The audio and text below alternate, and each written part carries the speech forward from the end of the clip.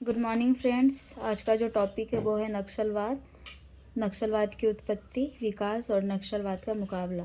तो इस टॉपिक में हम लोग जानेंगे कि जो नक्सलवाद है उसका उदय कैसे हुआ, किन हालातों में हुआ, उसकी उत्पत्ति कैसे हुई, उसका विकास कैसे हुआ और नक्सलवाद के साथ मुकाबला किस तरह से किया गया, उसके बारे में इस चैप्टर में हम लोग जानेंगे।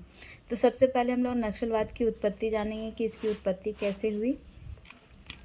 नक्सल शब्द पश्चिम बंगाल के एक छोटे से गांव नक्सल बाड़ी के नाम से बना है। जो नक्सलवाद है वो किस नाम से बना है, तो वो पश्चिम बंगाल में एक गांव है जिसका नाम नक्सल बाड़ी है, उसके नाम से ही ये नक्सल शब्द बना है। इस गांव से ही नक्सलवाद की शुरुआत हुई थी। ये जो गांव है नक्सलबाड़ी, उसी गांव से ही नक्सलवाद की शुरुआत हुई थी। 1960 में अंग्रेज़ों के जाने के बाद भी भूमि सुधार के मामले में भी ज़्यादा सुधार नहीं आई थी। बंगाल में छोटे और भूमिहीन किसान खुद को दबा हुआ कुचला हुआ पा रहे थे। ऐसे में साल 1967 में एक हथियार बंद हिंसक आंदोलन शुरू हुआ। यहीं से नक्सलवाद की जन्म हुई। तो अंग्रेज़ों के जाने के बाद तो लोग सोचे कि अंग्रेज़ जब चले जाएंगे तो अंग्रेज़ों के जाने के बाद कुछ सुधार आएगा, लेकिन ज़मींदारों पे कुछ भी सुधार नहीं आया। वो अंग्रेज़ों के जाने के बाद भी जो छोटे किसान थे, जो छोटे लोग थे, जो छोटे जाति के लोग थे, उन पे अपना दबाव बनाने लगे, उन पे शोषण करने लगे। तो जब उन पे अत्याचार होने लगा और बहुत ही ज़्यादा अत्याचार होने लगा और वो अत्याचार वो फील होने लगा कि बहुत ही ज़्यादा ज़मींदार लोग उन पे शोषण कर रहे हैं, तो उन्होंने 1967 में क्या किया, एक हथियार बंद हिंसक आंदोलन के नाम से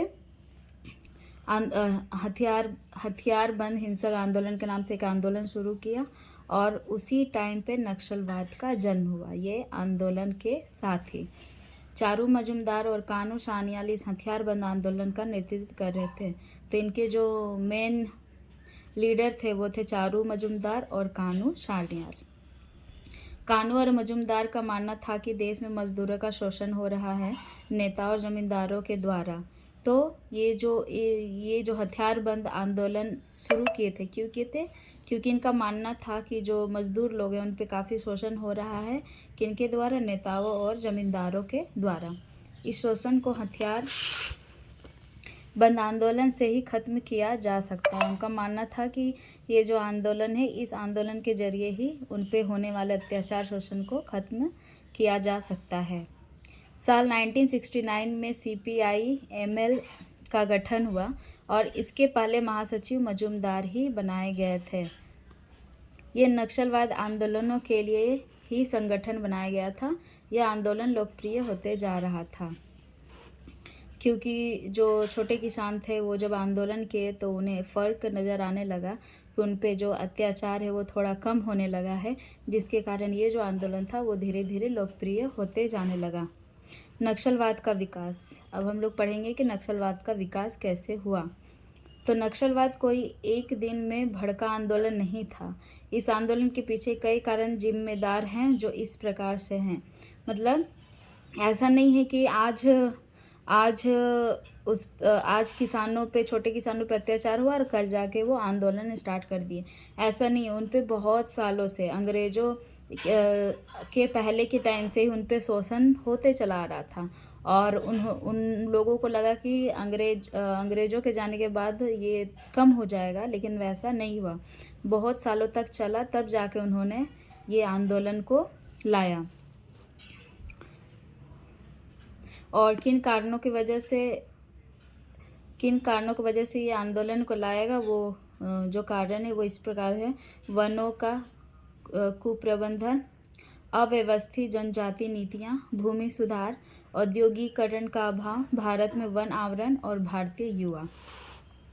वनों का कुप्रबंधन। जंगलों का कुप्रबंधन एक ऐसा मुद्दा रहा है जो भारत में ब्रिटिश शासन के बाद से ही सामने आया। ब्रिटिश सरकार ने वनों पर अपना एकाधिकार स्थापित करने के लिए कानून पेश किया। 1990 के बाद से ही ब्रिटिश सरकार प्राकृतिक संसाधनों का प्रयोग करना प्रारंभ कर दिया, जिसके कारण वनों पर रहने वाले लोग भड़क उठे और भारत सरकार के खिलाफ आंदोलन शुरू किया। मतलब जो जो भूमिहीन किसान थे वो कहाँ रहते थे, वो जंगलों में ही रहते थे और जंगलों में ही रह के अपना जीवन यापन करते थे। लेकिन जो अंग्रेज़ थे वो उस जंगल को अपने अधिकार के अंडर ले लिए और अपने अंडर लेने के बाद उनका जो प्राकृतिक संसाधन है उसका प्रयोग करने लगे। तो ये सब जो जंगल में रह रहे लोग थे उन्हें ये अच्छा नहीं लगने लगा कि उनके जंगलों का कोई संसाधनों का कोई प्रयोग करे और उन्हें जंगलों से भी भगाया जाने लगा भूमिहीन किसानों को। तो जिसके कारण उनके खिलाफ उनके खिलाफ भारत सरकार के खिलाफ यह आंदोलन शुरू कर दिया। अव्यवस्थित जनजातीय नीतियाँ होने के कारण जंगलों को जला दिया जाने लगा, जंगलों को काटा जाने लगा और जंगल में रहने वाले लोगों को घरों से निकाल दिया गया। वे लोग संसाधनहीन हो गए। इसके चलते वे अन्य राज्यों से भी नक्सलवादी आंदोलन में शामिल हो गए। मतलब अव्यवस्थित जनजातीय नीतियाँ मतलब सरकार के द्वारा क्या होने लगा कि अपने अधिकार में लेने के बाद जंगलों को वहाँ के पेड़ों को काटा जाने लगा, उसको जलाने जाने लगा। फिर जो वहाँ पे लोग रहते थे उसे भगा दिया जाने लगा, जिसके कारण वो अन्य ग्रामीण क्षेत्रों में पहुँच गए और नक्सलवादी आंदोलनों में शामिल हो गए। भूमि सुधार और नीतियाँ लाने में सरकार के द्वारा आधा अधूरे प्रयास देखे गए। जमींदार लोग गरीब और भूमिहीन किसानों पर अत्याचार करने लगे। गरीब लोग दबा हुआ और कुचला हुआ महसूस करने लगे, कारण वे अपनी आवाज़ उठाने के लिए नक्सली आंदोलन में शामिल हो गए। तो भूमि में कुछ भी सुधार नहीं किया गया। जो इससे पहले मैंने जो बताया वही होगा इसमें सेम, कि जो ज़मींदार थे वो कि छोटे किसानों पे काफ़ी अत्याचार करने लगे। उसके भूमि सुधार में कोई भी बदलाव नहीं आया, जिसके कारण उन्होंने आंदोलन में शामिल खुद को किया। औद्योगिकरण का अभाव। उस समय औद्योगिकरण का अभाव भी देखने को मिला, जिससे ग्रामीण हिस्सों में अर्थव्यवस्था खराब हो गई। परिणाम स्वरूप उस समय इन लोगों के लिए रोजगार दर लगभग शून्य के करीब पहुंच गई। परिणाम स्वरूप लोगों ने विरोध प्रदर्शन करने लगा। तो उस समय जो औद्योगिकरण था उसका काफ़ी अभाव देखने को मिल रहा था, जिससे जो ग्रामीण क्षेत्र के जो लोग थे उनकी अर्थव्यवस्था खराब होने लगी। वो आर्थिक मामलों में कमज़ोर होने लगे और उन्हें रोज़गार भी नहीं दिया जाने लगा। अगर कुछ भी उद्योग होता तो उन्हें रोज़गार मिल पाता, लेकिन सरकार उस टाइम उन लोगों के लिए कोई भी रोज़गार नहीं लाए, जिसके परिणाम स्वरूप उन्होंने विरोध प्रदर्शन शुरू किया। भारत में वन आवरण। ग्रामीण भारत के अधिकांश भाग वनों से ढका है, जिससे नक्सलियों को अपना आंदोलन रखने में काफ़ी लाभ मिलता है। वे समूह बनाते हैं और जंगलों में शिविर बनाते हैं, जिससे वे पुलिस और सरकार से सुरक्षित रहते हैं। जो ग्रामीण भारत के अधिकांश जो भाग है वो वनों से ढका हुआ है, ये आपको पता है। और जो नक्सली हैं, जो नक्सलवाद के लोग हैं, वो कहाँ रहते हैं? वो जंगलों में ही रहते हैं। वहाँ पे टेंट लगाते हैं, वहीं पे खाना बनाते हैं, वहीं पे खाते हैं और जंगल में रहने के कारण वो पुलिस और सरकार से सुरक्षित भी रहते हैं। भारतीय युवा। कॉलेजों और विश्वविद्यालय से स्नातक करने वाले भारतीय युवाओं के लिए पर्याप्त नौकरियां पैदा करने में विफलता नक्सलवाद के बढ़ने का एक प्रमुख कारण रही। नक्सल आंदोलन के लिए आदर्शवाद उन युवाओं पर थोपा गया है जो नए स्नातक हैं, इसलिए पिछले कुछ वर्षों में ऐसी संख्या में तेज़ी से वृद्धि हुई है। तो जो कॉलेज वाले जो बच्चे हैं, जो विश्वविद्यालय से जो ग्रेजुएशन कर रहे हैं भारतीय युवा, उन्हें पर्याप्त नौकरियां नहीं मिलने लगा और रोज़गार उनके लिए लाया ही नहीं गया, वैकेंसी नहीं आने लगी, जिसके कारण वे युवाएं क्या हुए रोज़गार के कारण वो परेशान हो गए और उन्होंने सरकार के खिलाफ आंदोलन जो हो रहा था उसमें वो सम्मिलित हो गए। और जो पिछले कुछ वर्षों में जो संख्या देखी गई थी इस नक्सलवाद की, उसमें से युवाओं की जो संख्या थी वो काफ़ी ज़्यादा थी। अब पढ़ेंगे कि नक्सलवाद का मुकाबला कैसे किया गया। नक्सलवाद का मुकाबला के लिए नक्सलियों के विरुद्ध चलाए गए प्रमुख अभियान इस प्रकार से हैं। ये जो 3 अभियान हैं, ये अभियान को चलाया गया और नक्सलवाद के साथ मुकाबला किया गया। तो सबसे पहला अभियान स्टीपलचेज अभियान, ग्रीन हंट अभियान और प्रहार। तो स्टीपलचेज अभियान, यह अभियान वर्ष 1971 में चलाया गया था।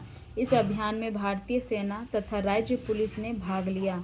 अभियान के दौरान लगभग 20,000 नक्सली मारे गए। तो ये जो अभियान है वो राज्य पुलिस का हेल्प लेके और भारतीय सेना का मदद लेके ये अभियान को शुरू किया गया था। सबसे पहला अभियान ये था और इसमें लगभग 20,000 नक्सली मारे गए थे।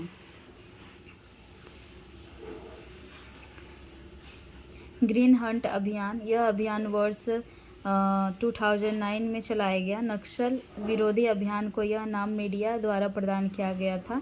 इस अभियान में पैरामिलिट्री बल तथा राष्ट्र पुलिस ने भाग लिया। यह अभियान छत्तीसगढ़, झारखंड, आंध्र प्रदेश तथा महाराष्ट्र में चलाया गया। ये जो ग्रीन हंट अभियान है, ये अभियान कहाँ कहाँ चलाया गया? छत्तीसगढ़, झारखंड और आंध्र प्रदेश और महाराष्ट्र में, क्योंकि सबसे ज़्यादा नक्सली इसी क्षेत्र में पाए जाते हैं। और ये अभियान 2009 में चलाया गया था, ग्रीन हंट अभियान। तीसरा और लास्ट अभियान जो है वो है प्रहार। 3 जून 2017 को छत्तीस राज्य के सुकमा जिले में सुरक्षा बलों द्वारा अब तक के सबसे बड़े नक्सल विरोधी अभियान प्रहार को प्रारंभ किया गया। सुरक्षा बलों द्वारा नक्सलियों के चीता गुफा में छिपे होने की सूचना मिलने के पश्चात इस अभियान को चलाया गया था। इस अभियान में केंद्रीय रिजर्व पुलिस बल के cobra commando, Chhattisgarh police, district reserve guard तथा इंडियन एयरफोर्स के एंटी नक्सल टास्क फोर्स ने भाग लिया था। और ये जो अभियान था प्रहार, ये सबसे बड़ा अभियान था और इसमें इतने सारे कमांडो, मिलिट्री, एयरफोर्स, ये सभी उसमें भाग लिए थे। और ये जो अभियान था वो था प्रहार। तो जो नक्सली हैं उनका उदय होने का कारण है कि जब झारखंड अलग नहीं हुआ था, तभी झारखंड अलग करने के लिए मांग किया जा रहा था। किनके द्वारा किया जा रहा था? जयपाल सिंह मुंडा के द्वारा। लेकिन उनके द्वारा प्रयास किए जाने पे भी बिहार से झारखंड अलग नहीं हो पाया। और बिहार में जब झारखंड अलग नहीं हुआ था तो जो झारखंड वाला क्षेत्र था उस पे ज़मींदारों द्वारा काफ़ी शोषण किया जा रहा था। उसी टाइम पे कुछ जो लोग हैं वो दूसरे क्षेत्र में चले गए और कुछ लोग नक्सलवाद बन गए। तो ये जो चैप्टर है नक्सलवाद, ये चैप्टर आज कंप्लीट होता है। अगर आपको मेरी वीडियो पसंद आए तो मेरे चैनल को सब्सक्राइब करें और लाइक करें, जिससे मैं और भी आपको अच्छे अच्छे टॉपिक लेके आऊँगी और आपको इजी वे में बताऊँगी, जिससे आपको समझ में आएगा टॉपिक के बारे में। और मेरा जो आप अगर मेरे चैनल को सब्सक्राइब करोगे तो मेरा जो नोटिफिकेशन है वो आपके पास पहुंच जाएगा और आपको पता चल जाएगा कि न्यू टॉपिक का वीडियो आ गया है। Thank you.